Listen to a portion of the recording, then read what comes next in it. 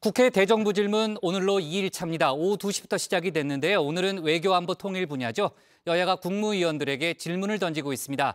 어제는 영빈관 신축이 역시나 논란이었는데요. 한덕수 총리가 신축 계획을 언론을 보고 알았다고 하면서 그 여파가 오늘까지도 이어지고 있습니다. 관련 내용을 뉴스픽5에서 짚어봅니다. 네, 5시 하면 다정해 정혜원들의 뉴스 큐레이터 울체커입니다. 화요일에 뉴스픽5 바로 시작하겠습니다. 오늘의 키워드는요. 신문 보고 알았다. 모든 임무 끝. 사전 조율, 불의고리, 노마스크 가을 야구로 잡아봤습니다. 첫 번째 픽 현장, 오늘도 여야가 격돌하고 있는 9월 정기국회 현장으로 갑니다. 저 울체커가 어제 여야 쟁점 정리해드리면서 원픽으로 뽑은 거 뭔지 기억하시나요? 바로 용산 영빈관 신축 예산이었는데요. 역시나 제 경험의 촉, 어디를 안 가나 봅니다. 어제 정치 분야 대정부 질문에서 영빈관 예산 초반부터 국회 본회의장을 뜨겁게 달궜습니다. 영빈관 짓는 878억 원 예산 알고 계셨습니까? 총리가 총리실에서 건물을 짓는 것을 제가 다 알아야 된다. 그거는 현실적으로 영빈관 짓는 예산 878억 알고 계셨냐고 묻습니다. 몰랐습니까? 저는 몰랐고 신문을 보고 알았습니다. 네, 신문 보고 알았다. 한덕수 총리의 이 한마디가 큰 파장을 낳았습니다. 문재인 청와대 출신 인사들이 그야말로 총공세에 나섰는데요. 먼저 숨은 청와대 이전 예산 찾기 전담 스나이퍼죠. 문재인 대통령 정무수석 출신 민주당 한병도 의원입니다. 앞서 복수의 대통령실 고위 관계자들도 언론에 나고서야 알았다. 이렇게 말한 사실도 함께 묶어서 비판했습니다. 집권 여당도 몰랐다. 청와대 대통령실의 수석들도 몰랐다. 국무총리도 몰랐다. 그럼 그걸 논의한 주체가 누구입니까? 예. 어디선가는 논의를 했을 텐데 책임 있는 사람들이 모두 다 언론 보고 알았다는 겁니다. 이것이 지금 국정이 시스템이 돌아가고 있는지 그래서 우려심을 가질 수밖에 없는 거죠. 네, 여기에 탁현민 전 의전 비서관 한 총리 발언에 대해 끔찍하다 이렇게 평가했고요.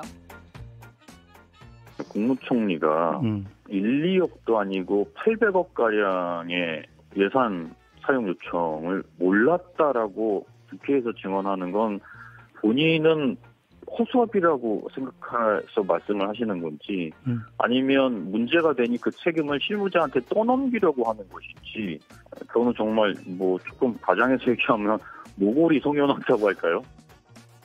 네, 의심을 가질 수밖에 없다는 민주당의 주장. 결국 김건희 여사를 겨냥한 말입니다. 바로 이 녹취록 때문이죠. 내 아는 그 도사 중에 그 사람이 청와대 들어가자마자 영빈관을 옮겨야 된다 하더라고. 옮길 거야. 옮길 거예요? 국민의힘 이쯤 되면 기생전키다. 또 다른 말로 하면 돌고 돌아 김건희, 돌돌이다. 이렇게 반발하고 있는데요. 오늘은 그 불똥이 정부 실무진에게까지 튀었습니다. 우리 국무조정실의 존재 이유가 뭡니까? 정부 부처 간의 중요한 이런 국가적인 의제, 또 중요한 의사결정 사항에 대해서 조정하고 필요하면은 그 중요한 사항에 대해서는 총리님, 대통령님이 아실 수 있도록 조정하고 이런 업무 책임이 있는 거 아니겠어요? 총리가 몰랐다 하는 답변 그런 자세도 틀린 겁니다. 지금 공무원들 자세가 그런 거예요.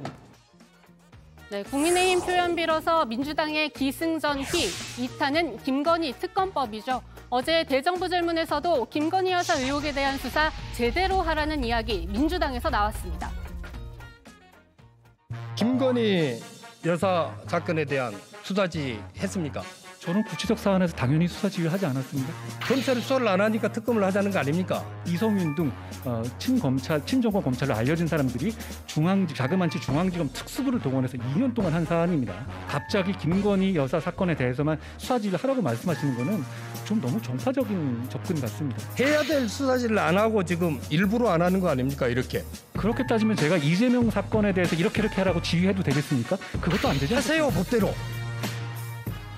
네, 여기에 국민의힘이라고 가만히 있을 수는 없습니다. 이재명 대표 검찰 수사로 역공에 나섭니다. 최영도 의원은 이 대표 이름 직접 거론하진 않았습니다. 그러면서도 쌍방울의 변호사비 대납 의혹 제대로 수사하라, 압박하라는 고급 기술에 들어갑니다.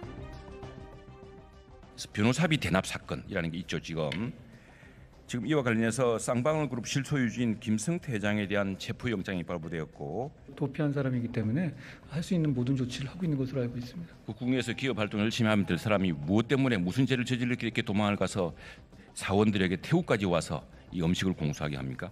중대범죄 도피하는 경우에 있어서는 송환하는 데 있어서 최선을 다하도록 하겠습니다. 국민의힘의 또 다른 공격 카드는 문재인 정권의 태양광 사업입니다. 태양광 이권 카르텔은 5%만 조사했는데도 보조금, 부당집행, 입찰 담합, 특정 대출 등 2,616원 규모의 비리가 드러났습니다. 실제로 해보니까 상당한 문제들이 발견됐고 제기되고 있기 때문에 이 부분은 저희가 정리를 해서 수사를 요청할 그런 계획으로 있습니다. 네, 대정부 질문 소식은 계속 챙겨보도록 하고요. 두 번째 픽은 모든 임무 끝입니다. 정회원분들과 함께 답답한 여의도를 벗어나 잠시 우리나라 밖으로 나가보도록 하겠습니다. 헌25시에 오신 여러분을 환영합니다. 네, 다정의 톡파원인 올체커가 오늘 여러분과 함께 가볼 나라는 영국입니다. 수도 런던에서는 우리 시간으로 어제 저녁 엘리자베스 2세 여왕의 장례식이 거행됐습니다. 70년 동안 영국 군주로 재임했던 엘리자베스 2세, 영국과 세계의 작별을 고하고 남편 필립공 곁에서 영면에 들었습니다. 여왕으로서의 모든 임무는 이제 끝입니다. 마지막 나팔 연주, 라스트 포스트가 울려 퍼지고 참석자들은 2분간 묵념으로 마지막 인사를 전합니다. 1분마다 빅벤의 종이 울리고 하이드파크에선 5분마다 예포가 발사됐습니다. 마지막 여정을 거쳐 안장될 윈저성 세인트 조지 예배당에 도착한 여왕. 여왕의 관위에서 왕관을 내려놓음으로써 이렇게 여왕의 70여 년간 공식 통치가 막을 내렸습니다. 2시간 가까운 운구 행렬을 걸어서 함께한 찰스 3세 국왕. 이제 새로운 영국의 군주로서 역할을 시작할 때죠. 우선 제일 큰 과제로 영국민들의 마음 얻기가 꼽히고 있습니다. 찰스 3세 즉위식에서 가장 많이 언급되는 장면, 바로 이겁니다.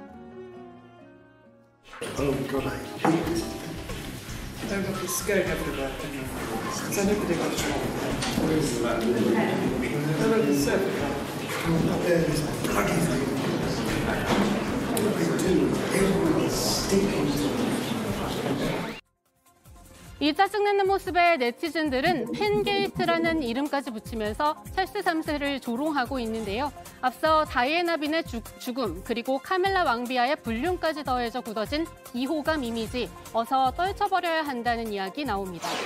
여왕이 서거하기 전이기는 하지만 지난 5월 찰스 3세 지지율은 56%로 아들인 윌리엄 왕세자의 77%에 크게 뒤지는 것으로 나타났습니다. 여기에 영국 연방 국가들의 이탈 조짐도 찰스 3세가 풀어나가야 할 과제입니다. Down with the monarchy, whatever. We don't need kings and queens anymore. 앤티가 바부다의 총리는 곧바로 군주제 폐지를 위한 국민 투표를 실시하겠다고 밝혔습니다. 호주 앤서니 앨버니즈 총리 역시 말을 아끼고 있지만 지난 6월 공화제 담당 차관보를 임명하는 등 영연방 탈퇴를 조금씩 준비하고 있습니다. 이번 장례식에 참석한 VIP들의 모습도 좀 살펴볼까요? 정상급만 해도 500명이 자리하는 만큼 2차 대전 이후 최고 대규모의 보안 작전이 펼쳐졌습니다. 보호를 받는 정상들도 예외는 없었는데요. 모두 영국이 마련한 버스를 타고 단체로 장례식장으로 향한 겁니다. 마치 수학여행이라도 가는 모습 같았다고 합니다. 그런데 유일하게 바이든 미국 대통령, 본인의 전용 리무진 비스트를 타고 이동했습니다. 그 결과는 지각이었습니다. 교통체증 때문에 장례식장에 늦게 도착한 바이든 대통령은 입구에서 기다린 끝에 입장할 수 있었습니다. 윤석열 대통령도 김건희 여사와 장례식에 참석했습니다. 바이든 대통령 부부와 같은 14번째 열에 앉았다고 합니다.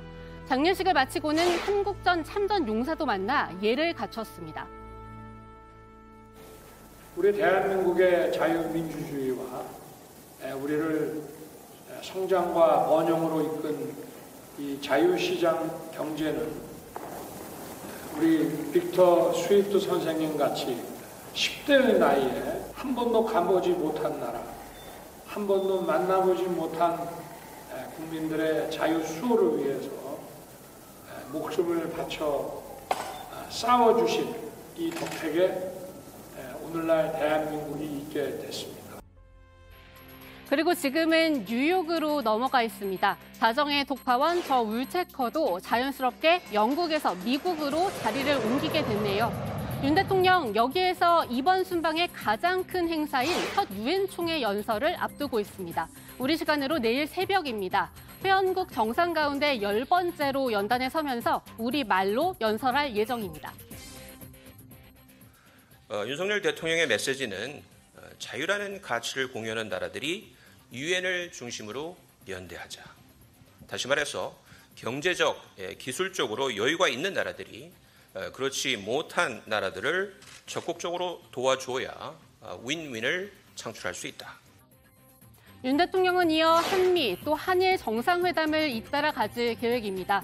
여기서 자연스럽게 세 번째 픽으로 넘어갑니다. 사전 조율입니다. 정상회담을 둘러싼 우리나라와 일본의 온도 차이 계속 전해드리고 있죠. 뉴욕에서 한일 외교장관이 먼저 만났습니다. 박진 장관과 하야시 일본 외무상이 55분간 회담을 가진 건데요. 정상회담 사전 조율격으로 풀이됩니다. 특히 일본 내부에서 회담의 걸림돌로 뽑는 강제징용 배상 문제에 대해서도 논의가 이뤄진 걸로 알려지고 있습니다. 하지만 회담을 마친 뒤에도 뚜렷한 입장 변화는 없는 상태입니다. 첫 한일 정상회담 성사될 수 있을까요? 네 번째 픽은 불의 고리입니다. 멕시코 서부에서 현지 시간 19일 오후 규모 7.6의 강진이 발생했습니다. 1985년, 2017년에 이어 또 9월 19일 대지진이 일어난 건데요. 이번 강진으로 건물들은 무너지고 주민들은 숨지고 다쳤습니다. 멕시코는 환태평양 지진 때 이른바 불의 고리에 속한 지역입니다. 그런데 이 불의 고리를 따라 지구 반대편으로 와보면 일본과 타이완이 있습니다. 여기서도 앞서 잇따라 강진이 발생해 걱정입니다. 이런 가운데 울산 동쪽 바다에서도 어제 저녁 올해 들어 우리 인근 해역에서 가장 강력한 규모 4.6의 지진 발생했다는 소식 들어와 있습니다. 이번 BA.5 변이로 인한 재유행이 정점을 지났고 감염 재생산 지수도 안정세를 유지함에 따라서 마스크 착용 의무 또한 조정 필요성에 대한 검토가 진행 중이던 상황입니다. 네, 다섯 번째 픽 전해드립니다. 야외에서 마스크 아예 벗을 수 있게 될까요? 방역당국이 마스크 착용 의무 조정이 필요한 1순위로 실외 마스크 전면 해제를 꼽았습니다. 지금도 10명 이상 모이는 운동 경기나 콘서트 등 행사에서는 밖에서라도 마스크를 계속 써야 하죠. 빠르게 결론이 난다면 당장 올해 가을 야구도 마스크 벗고 응원할 수 있게 되리라는 희망 가져봅니다. 네, 화요일의 뉴스픽 여기까지입니다. 들어가서 원픽 뽑겠습니다. 뉴스픽 5였습니다.